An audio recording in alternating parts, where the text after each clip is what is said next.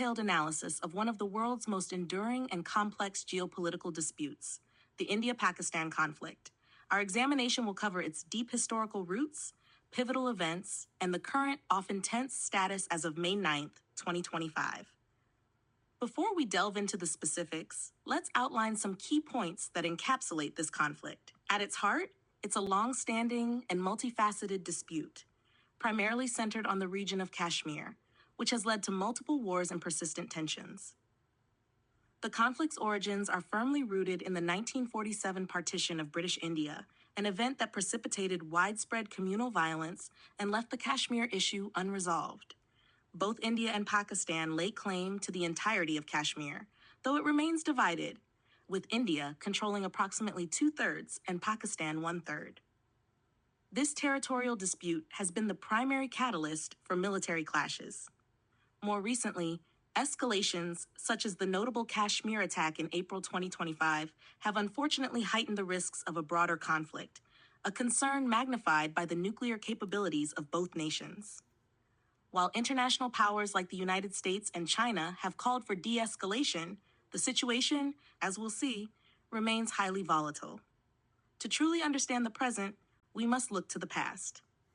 The conflict's genesis lies in the 1947 partition of British India, which led to the creation of two independent nations, India, with a Hindu majority, and Pakistan, with a Muslim majority. This division, largely based on religious demographics, was a traumatic event, unleashing catastrophic communal violence. Estimates of casualties range tragically from 200,000 to as many as 2 million people, with around 14 million displaced in one of the largest mass migrations in human history.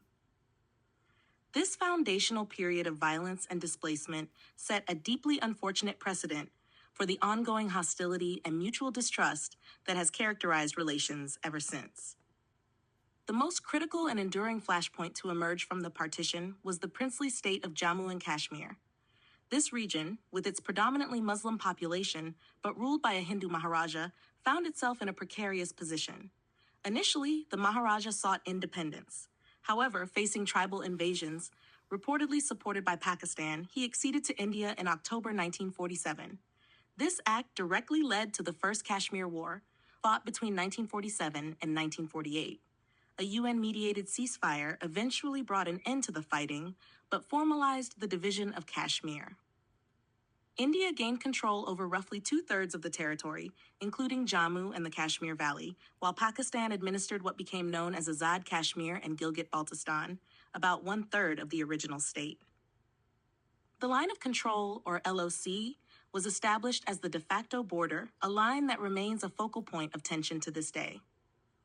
It's also important to note that China controls a portion of this disputed region, Aksai Chin. The unresolved dispute over Kashmir has been the primary catalyst for multiple wars and significant skirmishes, each serving to deepen the animosity. The First Kashmir War, as mentioned, from 1947 to 1948, cemented the initial division of the territory. Then, in 1965, the Second Kashmir War erupted when Pakistan launched Operation Gibraltar, an attempt to infiltrate Indian-controlled Kashmir. This led to a 17-day war involving large-scale military engagements. The conflict ended in a stalemate, with a ceasefire followed by the Tashkent Declaration.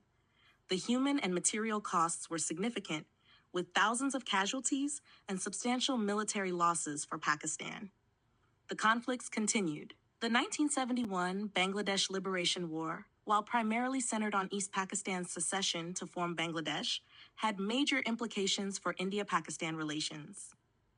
Following attacks on India's western border, India achieved a decisive victory, which not only led to the creation of Bangladesh, but also resulted in devastating losses for Pakistan's military, including the surrender of some 90,000 troops.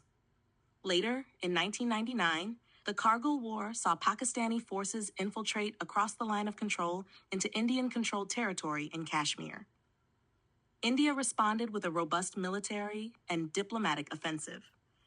International pressure, particularly from the United States, eventually compelled Pakistan to withdraw its forces, marking a significant military setback for Pakistan, with estimates suggesting over 4,000 of its troops were killed. Other notable confrontations include the brief Kutch conflict in 1965 and the prolonged Siachen conflict from 1984 to 2003, during which India captured the strategically important Siachen Glacier. Beyond direct military engagements, the conflict has also been characterized by proxy wars, with both nations accusing each other of supporting insurgencies within their territories. India has consistently claimed that Pakistan backs militant groups like Lashkar-e-Taiba and Jaish-e-Mohammed, holding them responsible for numerous attacks, including the 2008 Mumbai attacks and the 2019 Pulwama attack, which resulted in the deaths of 40 Indian soldiers. Adding an extremely dangerous layer to this already volatile situation is the nuclear dimension. India conducted its first nuclear test, known as Pokhran-1, in 1974. Pakistan responded with its own series of tests, Chagai-Y, in 1998. The declared nuclear policies of the two nations, Pakistan's first-use policy and India's no-first-use stance, create a delicate and precarious balance of deterrence. The potential consequences of a nuclear exchange are almost unimaginable. Studies suggest it could lead to over 2 billion indirect deaths worldwide due to the catastrophic effects of a nuclear winter. This brings us to the very recent past and the current situation as of May 9, 2025. The conflict has, unfortunately, reached another critical juncture. This latest escalation was triggered by a militant attack on April 22, 2025, in the Baisaran Valley of Indian-administered Kashmir. This attack resulted in the tragic loss of 27 lives, 25 Indian nationals and 1 Nepalese national, with over 20 others injured. In response, on May 6, 2025, India launched airstrikes in Pakistan-administered areas, with Pakistan reporting strikes in Muzaffarabad, Kotli, and Bahawalpur. India accused Pakistan of backing the terrorist elements responsible for the April attack, an allegation Pakistan has denied. Since these events, there has been a disturbing pattern of daily exchanges of fire across the line of control, marking the most significant escalation in hostilities since 2019. In the wake of these military actions, both India and Pakistan have taken severe diplomatic and economic measures, further straining their already fraught relationship. India, for its part, has suspended the Indus Waters Treaty, a decades-old water-sharing agreement, terminated visa-free travel for certain categories of individuals, and closed the significant Attari border crossing. Pakistan has rejected India's suspension of the treaty, closed its airspace to Indian airlines, halted a special visa regime, and suspended bilateral trade. Concurrently, military posturing has intensified. India reportedly tested long-range missiles in late April 2025, and Pakistan has reinforced its military presence along the border. The international community has, understandably, responded to these developments with considerable concern, issuing calls for de-escalation. The United States and China have both urged India and Pakistan to avoid any further actions that could worsen the situation. China has also notably advocated for an independent investigation into the April Kashmir attack. The UN Secretary General has added his voice to the calls for restraint. However, despite these international appeals, the situation remains extremely tense, with persistent fears of a broader conflict. The risks are significantly heightened by the nuclear dimension, as we've discussed. The recent diplomatic and economic actions, such as the suspension of the Indus Waters Treaty and trade restrictions, are not only damaging bilateral relations, but also have the potential to negatively impact regional stability. So what are the fundamental underlying issues that continue to drive this conflict?